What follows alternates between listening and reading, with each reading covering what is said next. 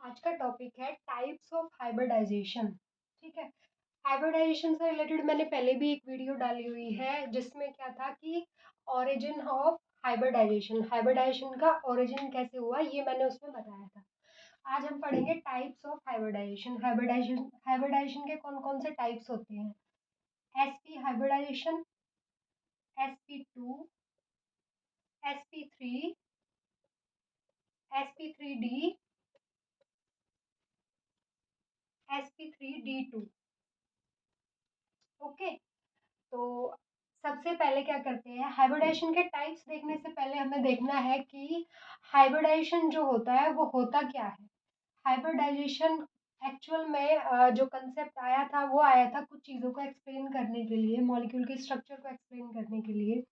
Hybridisation क्या कहता है कि जो कोई भी एक सेंट्रल एटम है ए और इससे कोई दो एटम सपोज करो, दो या तीन एटम अटैच है, तो जो सेंट्रल एटम होता है ना, जब ये इन बी एटम से बॉन्डिंग करेगा उससे पहले इस सेंट्रल एटम के जो आउटर मोस्ट शेल के, दैट इज वैलेंस शेल के जो ऑर्बिटल्स होते हैं, ऑर्बिटल कौन से, एस, पी और डी, ये जो ऑर्बिटल्स होते हैं ये होते हैं अनइक्वल एनर्जी के। एस की एनर्जी अलग होती है, पी की अलग होती है, एफ की अलग होती है। तो ये ऑर्बिटल्स क्या करते हैं, आपस में इंटरमिक्स होकर सेम एनर्जी के ऑर्बिटल्स बनाते हैं और उन ऑर्बिटल्स को हम कहते हैं हाइब्रिड ऑर्बिटल्स। और इस कंसेप्ट को हम कहते हैं हाइब्रिडाइजेशन। कैसे बनाते हैं वो हम एग्जांपल समझेंगे। किससे, सबसे पहले देख लेते हैं sp hybridization. Sp type hybridization क्या होता है कि जब एक एस और एक पी ऑर्बिटल इंटरमिक्स होकर नए दो ऑर्बिटल्स बनाएं तो उसी को हम कहते हैं sp hybridization. S p, s orbital कैसा होता है, एस ऑर्बिटल हमारा होता है स्फेरिकल, एक एस और दूसरा पी ऑर्बिटल। ये दोनों क्या हुए, ये दोनों इंटरमिक्स हुए और इन्होंने दो नए ऑर्बिटल बनाए जिनको अब हम कहेंगे एसपी हाइब्रिड ऑर्बिटल्स।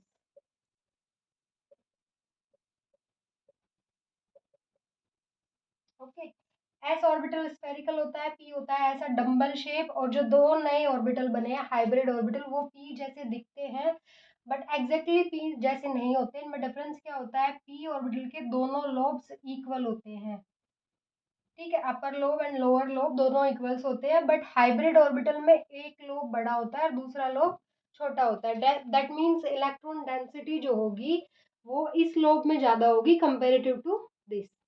तो sp hybrid orbital, sp hybridization को हम कैसे बता सकते हैं कि जब दो ऑर्बिटल्स, एक s और एक p ऑर्बिटल्स आपस में इंटरमिक्स होकर दो नए ऑर्बिटल्स बनाते हैं इक्वल एनर्जी के, आइडेंटिकल होते हैं ये, मतलब एक जैसे दिखने में भी एनर्जी में भी। तो दो नए आइडेंटिकल ऑर्बिटल्स बनाते हैं, उनको, उस हाइब्रिडाइजेशन को हम sp हाइब्रिडाइजेशन कहते हैं। इसका एग्जांपल है BeCl2, that is beryllium chloride. तो बेरिलियम क्लोराइड में सेंट्रल एटम कौन सा होगा, बेरिलियम, क्योंकि दो क्लोराइड है और एक क्या है, बेरिलियम। तो जो सिंगल एटम होगा वही क्या होगा, सेंटर में होगा। तो बेरिलियम का सबसे पहले देखते हैं इलेक्ट्रॉनिक कॉन्फ़िगरेशन।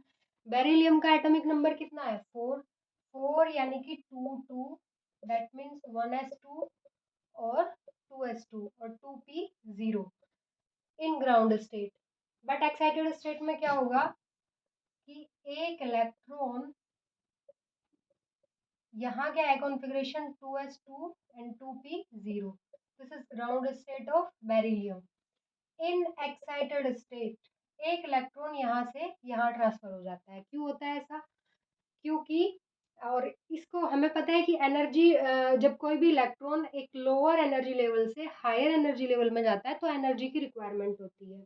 तो वो एनर्जी कहाँ से आएगी, यहाँ पे वो एनर्जी आती है जब जैसे बेरिलियम एटम को Cl एटम अप्रोच करेगा बॉन्डिंग के लिए। तो जो दो एटम्स जब क्या करते हैं, पास पास आते हैं, उसमें अट्रैक्शन फोर्स डेवलप होता है, तो वहां से एनर्जी क्या होती है, रिलीज होती है। तो एनर्जी रिलीज होने की वजह से क्या होगा, वो जो एनर्जी यहाँ से रिलीज होगी इनके अट्रैक्शन के कारण, वो ही इनफ होगी इस इलेक्ट्रॉन को यहाँ से यहाँ पर प्रमोट करने के लिए। तो इसका एक्साइटेड स्टेट में इलेक्ट्रॉनिक कॉन्फ़िगरेशन होगा ये, ठीक है। एक इलेक्ट्रॉन 2s में और दूसरा इलेक्ट्रॉन 2p में, ये 2s ये 2p। अब अगर ये यहाँ से बॉन्डिंग करे क्लोरीन के साथ, यहाँ से भी कर सकता है एक इलेक्ट्रॉन यहाँ, जो कि वीबीटी कहती थी, वैलेंस बॉन्ड थ्योरी, कि ऐसे बॉन्डिंग होती है हाफ फिल्ड ऑर्बिटल्स की, दो एटम के हाफ फिल्ड ऑर्बिटल्स आपस में ओवरलैप करके क्या करते हैं, बॉन्डिंग करते हैं।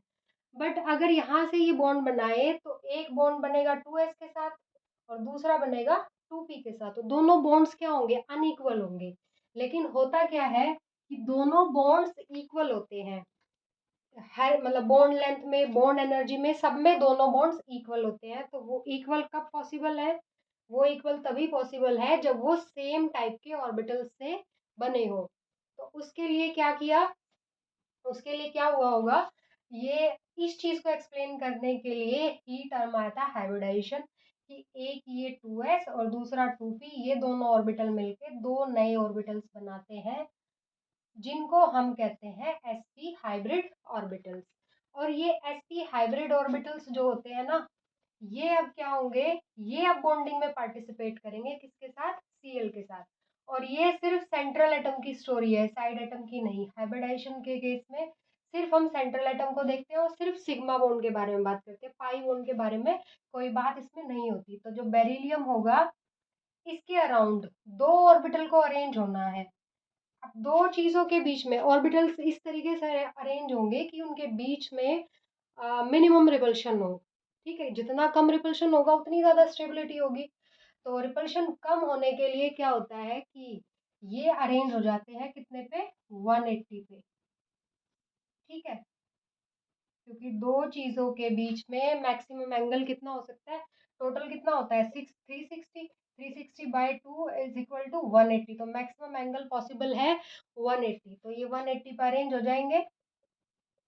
इसके बाद आगे p ऑर्बिटल क्लोरीन का इसके साथ क्या करेगा, ओवरलैप करेगा, ठीक है। तो ये जो है ये होगी एग्जैक्ट स्ट्रक्चर किसकी, BeCl2 की, हाइब्रिडाइजेशन sp, बॉन्ड एंगल 180, और इसको कहते हैं लीनियर शेप, ठीक है। तो स्टोरी हाइब्रिडाइजेशन क्या है, जब बहुत ही सिंपल सी स्टोरी है कि जब कोई भी मॉलिक्यूल का फॉर्मेशन होता है, दो या दो से ज्यादा एटम्स जो है बॉन्डिंग करते हैं, तो जो सेंट्रल एटम होता है वो अपने ऑर्बिटल्स को एक जैसा बना लेता है। अलग अलग ऑर्बिटल्स होते हैं ना उसके पास, खाली जो वैलेंस वाले ऑर्बिटल्स होते हैं, आउटर मोस्ट शेल के जो ऑर्बिटल्स होते हैं जिनसे की बॉन्डिंग करनी है, किसी भी एटम के अंदर ये यहाँ पे हर जगह इलेक्ट्रॉन होंगे, लेकिन बॉन्डिंग में पार्टिसिपेट कौन से करेंगे, बाहर वाले। बाहर वाले क्यों करेंगे, क्योंकि ये तो बहुत ज्यादा स्ट्रांगली अट्रैक्टेड है किसके साथ, न्यूक्लियस के साथ। तो बाहर वालों पे ही न्यूक्लियर चार्ज कम है, इफेक्टिव न्यूक्लियर चार्ज, इसीलिए बाहर वाले इलेक्ट्रॉन्स बॉन्डिंग में पार्टिसिपेट करते हैं। तो जो उसके पास इलेक्ट्रॉन अलग अलग ये डब्बों में है ना, डब्बे मतलब ऑर्बिटल्स में है, 2s में, 2p में, 3s 3p 3d, तो वो सबको एक जैसा बना लेता है बॉन्डिंग से पहले, सारे एक जैसे दिखने में, ताकि बॉन्ड जो बने वो स्ट्रॉन्ग बने और मॉलिक्यूल हमारा स्टेबल हो, ठीक है। तो ये थी स्टोरी किसकी, sp हाइब्रिडाइजेशन की। नेक्स्ट वीडियो में हम देखेंगे sp2 हाइब्रिडाइजेशन।